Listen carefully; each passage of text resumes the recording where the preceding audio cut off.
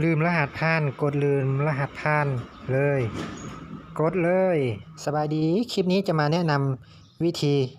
การรีเซ็ตรหัสผ่านคืนใหม่เนื่องจากว่าบ่ได้ใช้แอป VPay มาเป็นเวลาโดนเฮ็ดให้ลืมรหัสผ่านหรือว่าลืม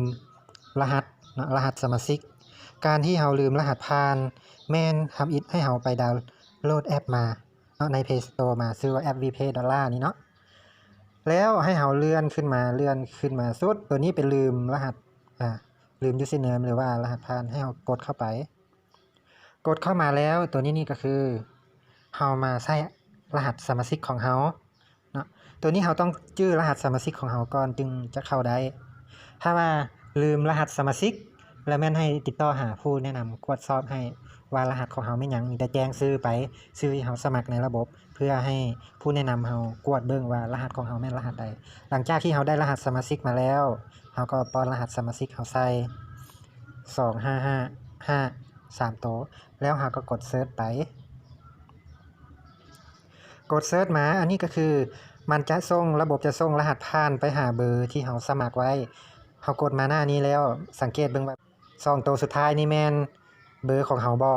ถ้าแม่นเรายอมรับเงื่อนไขเนาะแล้วให้ทางระบบนี่เราสามารถกดส่ง OPP นี่ไปเนาะเราส่งไปแล้วเขาจะส่งรหัสมาให้เราทางข้อความเราจะไปเข้าเอารหัสทางข้อความเนาะแต่การลืมที่เราลืมรหัสผ่านนี่นะจะมีค่าใช้จ่ายอยู่ที่ครั้งละ1,000 กีบเนาะตัวนี้จำนวน B point นี้ของเราจะถูกตัดไปมันก็จะมีหมายเหตุอยู่นี่เราอ่านมันก็ได้เนาะตรงสื่อสีแดงนี่เรากดสอบแล้วมันจะส่งSMS ไปหรือว่าข้อความไปหาโทรศัพท์ของท่านเนาะเป็นรหัสผ่านใหม่นะเรามาตั้งแล้วก็ข้อที่2นี้ตัวนี้แม่นสามารถรีเซ็ตรหัสผ่านจะมีค่าธรรมเนียมอยู่ที่ครั้งละ1,000 กีบนะ1,000 point 1,000 กีบแล้วตัวที่3นี่ถ้าว่า V point น้อยกว่า 1,000 กีบระบบจะตัดย้อนหลังแล้วข้อ4นี่คือรหัส OPP เนี่ยจะมีอายุใช้งาน120 นาทีฉะนั้นในเมื่อที่เราได้รหัสตัวนี้มา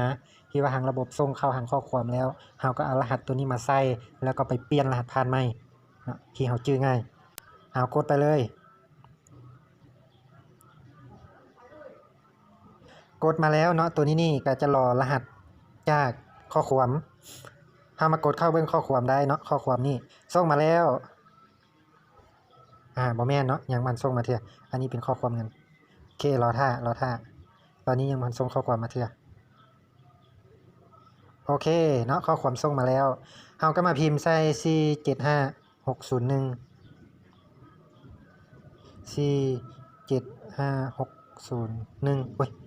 601โอเคแล้วก็กดยืนยันไปกดยืนยันมาแล้วเนาะกดยืนยันมาแล้วเราก็มาเลือกตัวที่รหัสผ่านใหม่นี้แล้วเรามาตั้งรหัสผ่านใหม่ของเราเลยจะใส่เป็นง่ายๆเนาะสมยศโอเคสมยศก็ได้โอเคอัตโนมัติเนาะ S ใหญ่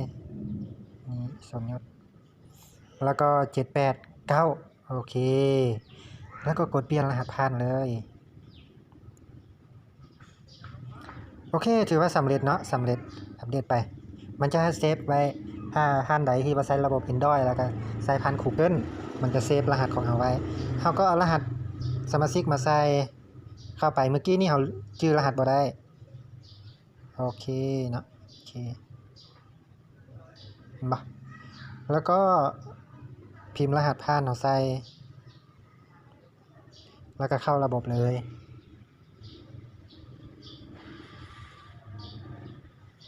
เข้ามาในระบบก็จะได้ประมาณนี้อันนี้หน้าตาระบบของเราอันนี้คือบ่ได้ใช้มาโดนแล้วเราลืมรหัสผ่านแต่ว่ารหัส ID ของเรายังจื้ออยู่และแม่นสามารถแก้ไขได้ด้วยวิธีนี้โอเคในคลิปนี้ก็ขอจบเพียงเท่านี้ขอขอบใจ